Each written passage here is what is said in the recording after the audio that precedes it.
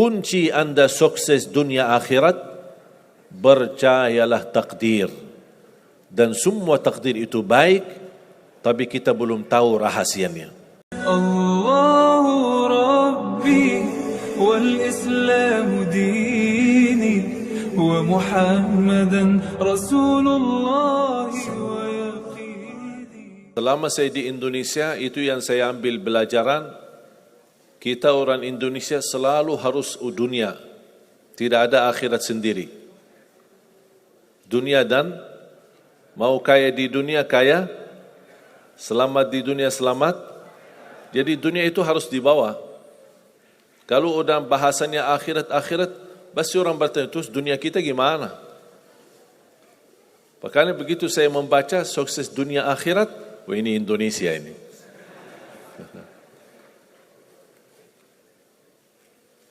Bahkan hampir setiap ibadah kita pasti yang dikejar dunia. Saya sudah dakwah sebelum di Indonesia, di mana-mana.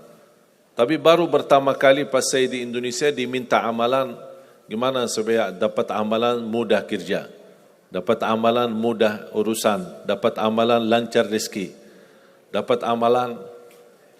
Jadi ujung-ujungnya semua untuk urus dunia. Makanya saya buatkan satu buku. Habis saya sudah fahami dan belajari karakter orang Indonesia. Orang Indonesia dah mau yang ribet-ribet, mau yang mudah, yang enak dan masuk surga. Betul? Makanya saya buatkan satu buku, 20 amalan mudah tapi pahalanya sangat menakjubkan. Mudah diingat, mudah dihafal, mudah diamalkan, tapi pahalanya sangat luar biasa. Bapak Ibu jamaah sekalian, kalau benar-benar ingin Anda sukses dunia akhirat, harus kita percaya sepenuhnya takdir. Kuncinya di situ. Percaya sepenuhnya takdir. Takdir itu menjadi salah satu rukun iman. Rukun iman ada berapa? 6. Rukun Islam? 5.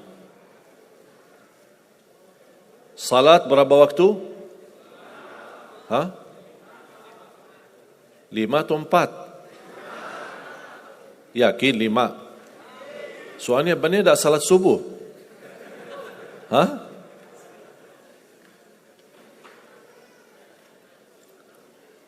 Takdir itu menjadi salah satu rukun iman. Tapi banyak di antara kita yang belum percaya sepenuhnya soal takdir. Dan kita sifat manusia, mohon maaf, suka tidak adil. Contoh, kalau Allah berikan karunia, nikmat, pertama kita lupa bersyukur. Yang kedua, kita tidak pernah berkata sama Allah, ya Allah kenapa aku dapat nikmat ini? Tapi sebaliknya, kalau kita diuji oleh Allah, kita kurang sabar, dan kita bertanya sama Allah, ya Allah kenapa saya diuji? Faham enggak? Kalau kita dapat nikmat, ada enggak orang-orang yang lulus misal ujian, dia berkata, ya Allah kenapa saya lulus ujian? Tak pernah. Tapi kalau dia tidak lulus, dia bilang apa? Ya Allah kenapa saya tidak lulus? Ketika ditimpa musibah, dia selalu merasa nyesal atau merasa sakit hati, tersinggung. Berkata sama Allah, kenapa saya diuji? Padahal saya orang baik. Saya jaga salat, saya berusaha mendekat sama Allah. Tapi saya merasa bertambah berat ujiannya. Tapi sebaliknya, ketika diberikan nikmat, dia tidak pernah menyebutkan, ya Allah kenapa saya mendapatkan nikmat ini? Kayaknya si fulan lebih fantas mendapatkan nikmat. Itu tanda manusia tidak adil. Tidak bersikap adil. Makanya subhanallah, semakin anda mantap imannya terhadap takdir, semakin hidupmu jadi nikmat. Saya kasih contoh.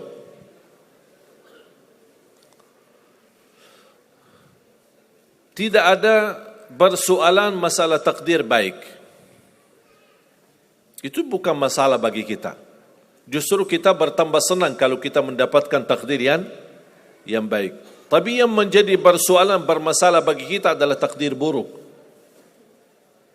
Ketika ditimpa musibah, ketika ada ujian, ada sakit, kesulitan, penghasilan yang tidak mencukupi, dan banyak masalah keluarga, masalah rezeki, masalah sama majikan, masalah di kerjaan, itu yang membuat banyak beban fikiran.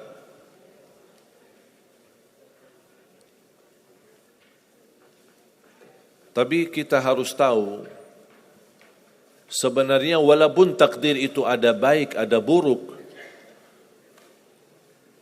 kenyataannya buruk, nampaknya buruk, tapi hakikatnya baik.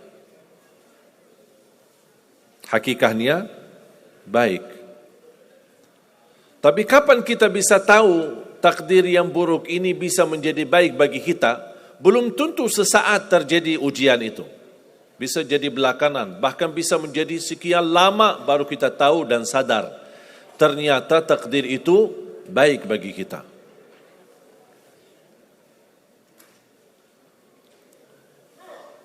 Saya kasih contoh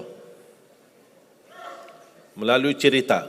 Saya buatkan satu cerita ingin memberikan pesan kepada orang muslim, orang beriman, betapa besar karunia Allah dan pertolongan Allah melalui takdir. Ada seorang berdoa, dan saya yakin anda semua berdoa. Setiap berkesempatan, setiap salat, setiap sujud atau tahajud, duha, pasti anda semua berdoa. Ada yang diinginkan, ada yang hajat-hajat yang belum terkabul, belum tercapai. Bertemu orang salih, bertemu ulama, bertemu habib, minta didoakan, tolong doakan, semoga lancar urusan saya, semoga dapat jodoh, semoga insya Allah dapat keturunan, semoga hasil dan rezeki yang saya dapatkan menjadi berkah dan bermanfaat bagi saya dan keluarga. Ada orang berdoa kepada Allah Subhanahu wa taala. Mohon jamaah sekalian dengar cerita ini baik-baik, karena ada pesan hikmah yang kita bisa ambil.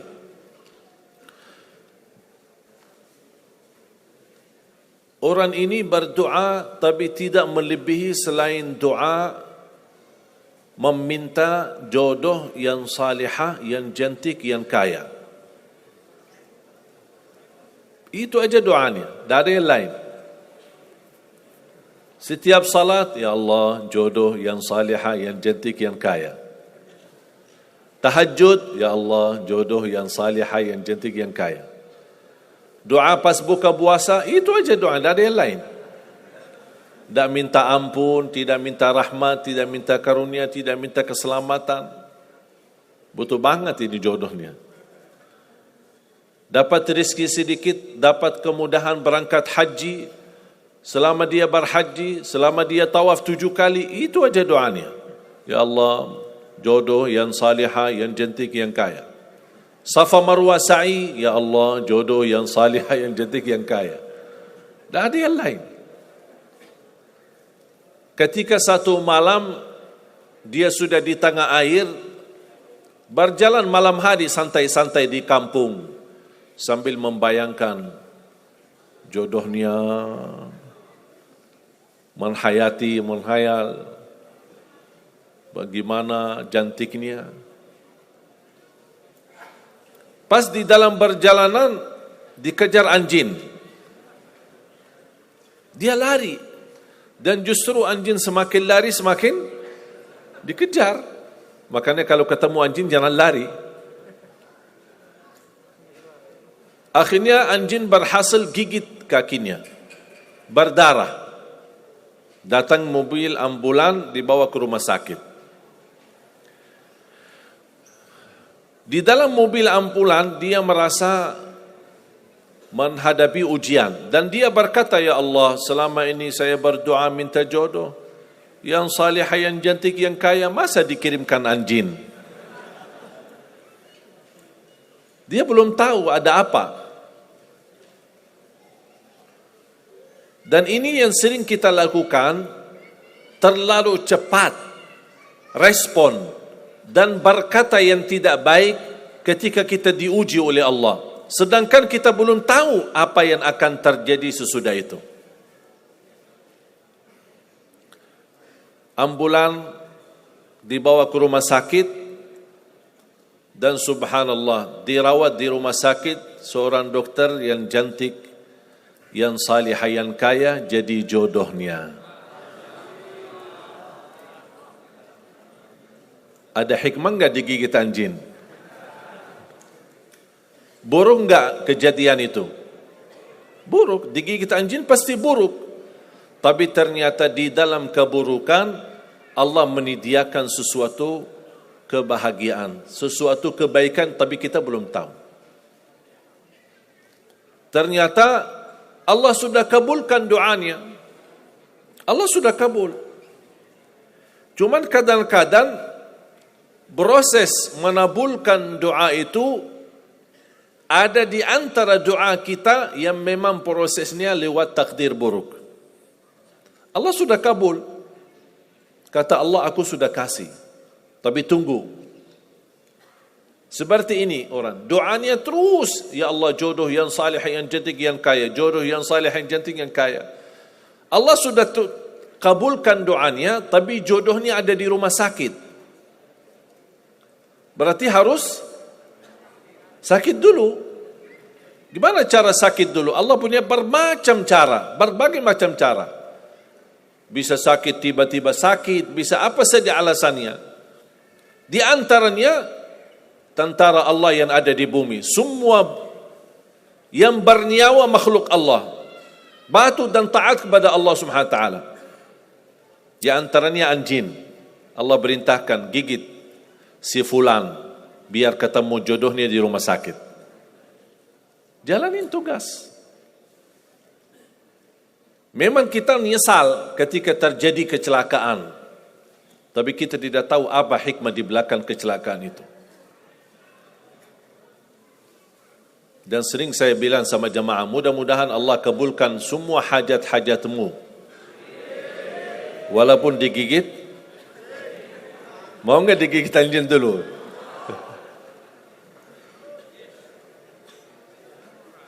Sebenarnya kalau kita tahu rahasia takdir, apapun yang akan terjadi, kita tidak ada kekhawatiran. Karena kita tahu sesudah ujian ini pasti ada sesuatu kebaikan. Dan yakini Bapak Ibu, Allah Subhanahu wa taala Maha baik. Allah tidak senang menyusahkan hambanya. Tapi kadang-kadang proses untuk menuju kebaikan ada kesulitan dan tantangan.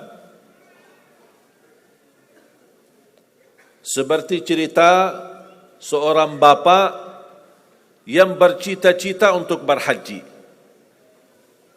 Saya bertemu seorang jamaah, usia sudah mungkin 80-an, 80 tahun lebih. Saya pas bertemu diceritakan ini marbot masjid, ahli masjid. Saya berdialog, bertahun-tahun Masya Allah, kerjaannya hanya lap-lap masjid, bersihkan masjid, jaga masjid. Saya berkata sama beliau, Pak, apa yang Bapak inginkan?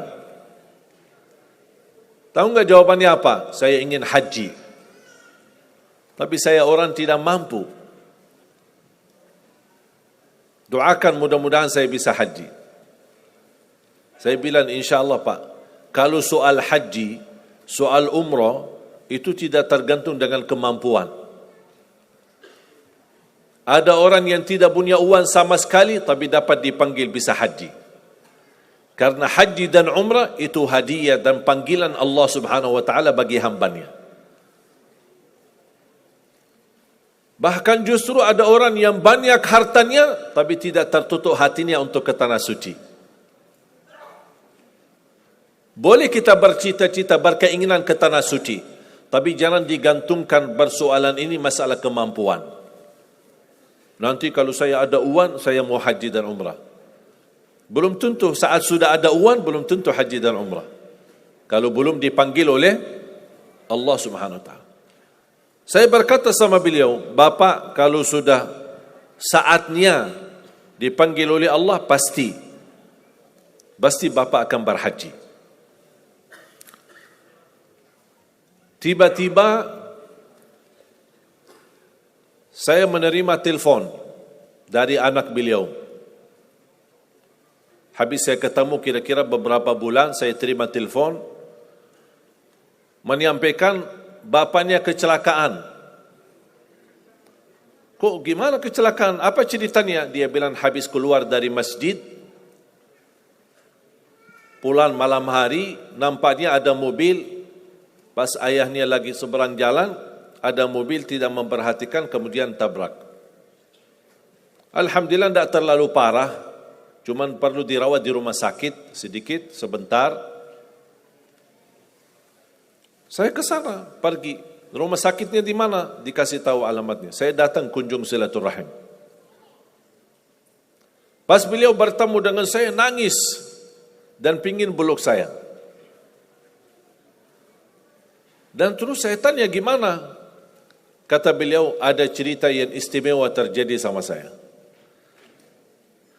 Ternyata orang yang menabrak beliau, orang yang kaya.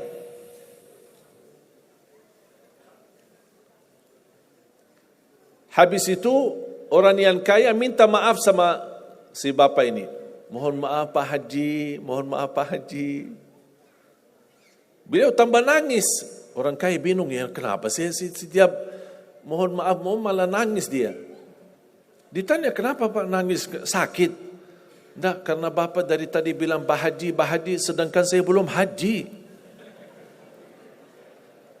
Tertutup hati orang yang kaya, yang dia sediakan biaya haji dan bisa berangkat. Dan kata beliau, betul apa yang disampaikan ketika pertama kali bertemu. Kalau sudah saatnya dipanggil oleh Allah, pasti bisa ke tanah suci. Walaupun ditabrak mobil.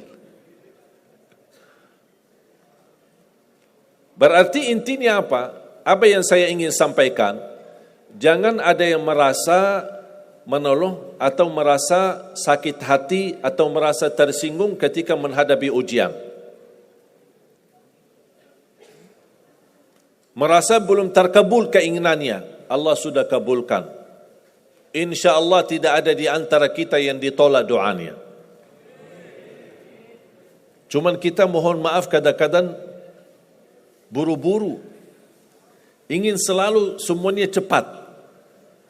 Kadang-kadang kalau terlalu cepat apa yang kita inginkan kita dapat, itu bahaya juga. Dan Allah ingatkan, kalau manusia, Allah tidak sulit menjadikan manusia semuanya kaya. Kalau sekarang saya bertanya, mau enggak semuanya jadi orang kaya? Pasti mau, siapa yang tidak mau. Coba bayangkan, kira-kira sulitlah bagi Allah menjadikan semua manusia di bumi kaya raya? Sulit tidak? Tapi pertanyaan saya, kira-kira berjalan hidup kita enggak kalau kita semuanya kaya?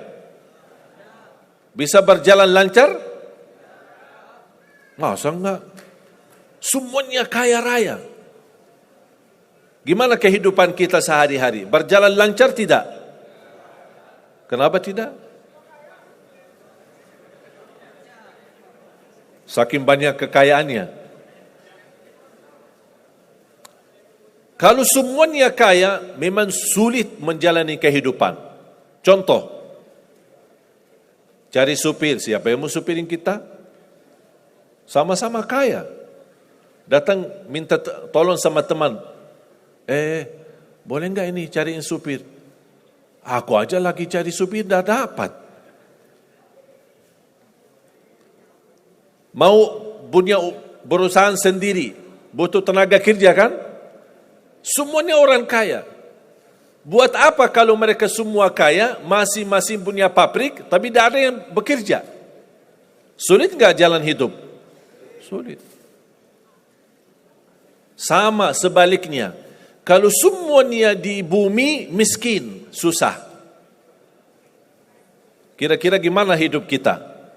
Ya susah juga. Tidak bisa lancar hidup di dunia. Setiap ada orang datang minta tolong, Pak, apalagi saya Pak? Saya aja susah. Tapi makanya ada hikmah. Allah menjadikan ada yang kaya, ada yang miskin. Yang kaya menutupi kebutuhan yang miskin, miskin juga menutupi kebutuhan yang kaya. Saling mengisi. Supaya apa? Supaya dunia ini berjalan. Hidup kita berjalan. Tapi coba bayangkan, kalau semua orang kaya tidak mau membantu orang miskin. Dan semua orang miskin sombong, tidak mau melayani orang kaya. Gimana kehidupan kita? Susah. Makanya jemaah sekalian, kunci anda sukses dunia akhirat, percayalah takdir. Dan semua takdir itu baik, tapi kita belum tahu rahasianya.